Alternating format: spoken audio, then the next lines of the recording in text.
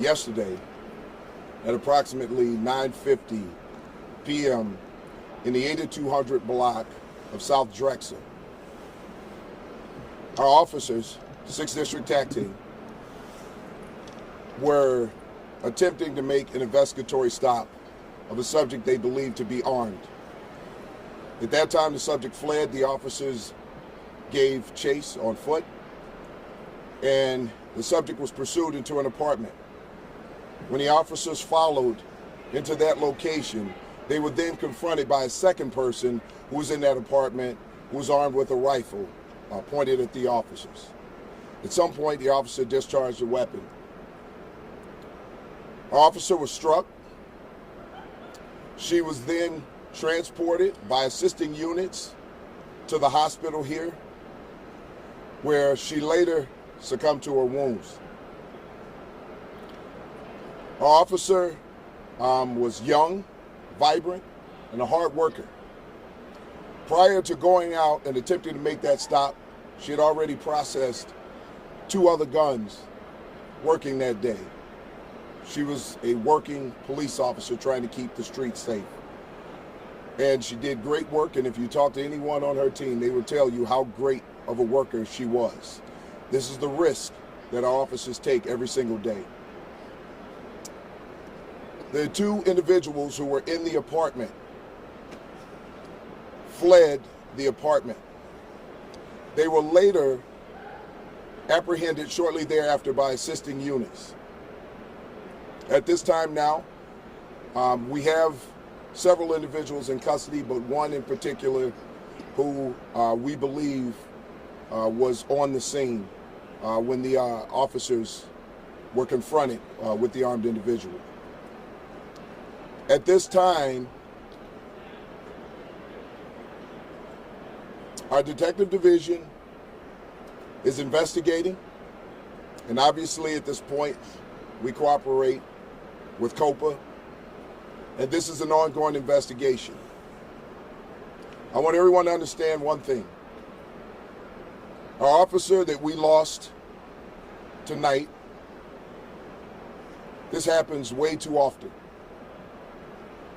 An officer, a young officer, 36 years old, and 4 years on the job, who was working hard, working extremely hard in the 6th District to get guns off the street, to save lives. These officers are out here driving down crime while putting their lives at risk. I want everyone to keep this officer's family in your prayers and understand the risk that she took every single day when she came out to do her job. With no regard and with a clear understanding that it's always possible when you're doing this type of work that you may not return home.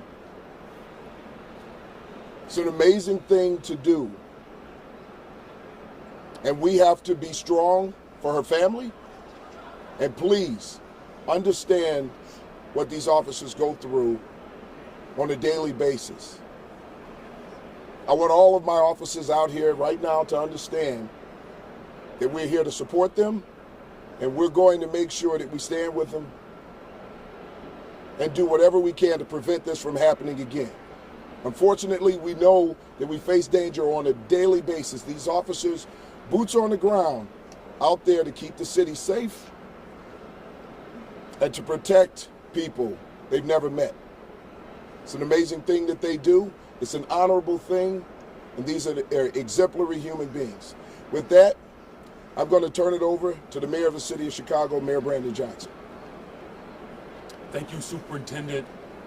Tonight, the entire city of Chicago is grieving and mourning together over this tragic loss of one of Chicago's finest. This young woman served honorably and courageously. I'm calling on the entire city of Chicago to keep this officer's family in your prayers. along with our entire police department. Her young, energetic, and bold approach towards keeping us safe is the memory that we will honor. And I will assure that our police department has everything that it needs in order to render justice.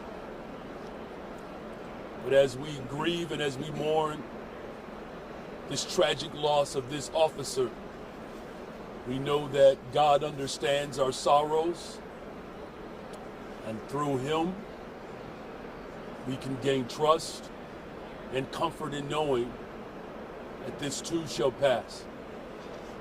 But on behalf of the entire city of Chicago, we offer up our deepest condolences to this officer's family. And let's pray for her partner as well, who acted bravely and swiftly, as all of our officers do, serving this amazing city. With that, turn it back over to the superintendent if you have any questions. We'll start here on the left. Good morning, Superintendent. Good morning. Your traffic indicated that officers tried to transport the deceased officer to the hospital, but that car caught flames and crashed, or crashed and then caught flames. Could you talk anything about that and the condition of the officers who were trying to transport the colleagues? Yeah, that did happen. There was some type of malfunction in that vehicle that caught fire, but assisting officers came in, and she was transferred to another vehicle and then driven to the hospital. Though the other officers who were transporting are doing fine at this point. Next question. Good morning, Superintendent. I was wondering if investigators were able to review the officer's body-worn camera and that of her partners, and if so, what that revealed to investigators? It's something that they have and they continue to do, but at this point they're still gathering information, trying to find as much footage as they possibly can. And at this time right now, the apartment, because the detectives go through the proper steps, they're getting a search warrant just to make sure that they can process that scene the best way possible. So we're not going to release any information until we have all of the evidence and we can really decipher what occurred at that scene. Next question. Superintendent Snelling, you talked about this officer's, the way she approached her job. Can you tell us anything about, personally, was she a mom? I mean, what would you want people to know about, who she was, just as the city starts to learn more about this woman who laid her life on the line for her community? Well, I won't get into too much, but yes, she was a mom. She was a mom. And there's nothing like walking into a room and having to deliver this type of message to her mother and her very young daughter and the rest of her family. It's a brutal thing to know that your offspring, because to a parent, no matter how old your children get, they're still always your children. And for a mother to lose her daughter like that, knowing that she was trying to do the right thing every single day, that she was protecting lives, that she was a hero, and she lost her life tragically, doing the job that she loved. And that was one of the things that her mother said. She loved her job. And the way that she worked, it was evident that she did love her job. And she wanted to make Chicago a better place. She wanted to make it safer. And we thank her for that. Trey, last question. Superintendent, for clarity about what happened once the officers got into the apartment, just to clarify, there was an exchange of gunfire, and was it one gunman, one suspect firing? We know there were two people.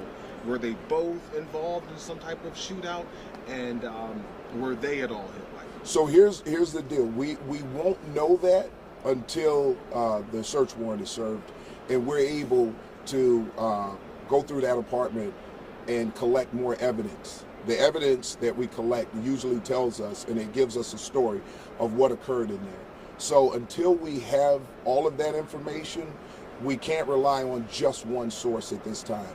So it's still in its preliminary stages. So until we have that information, we can't really comment on that right now. Were weapons recovered? Yes, there were 3 weapons at this time.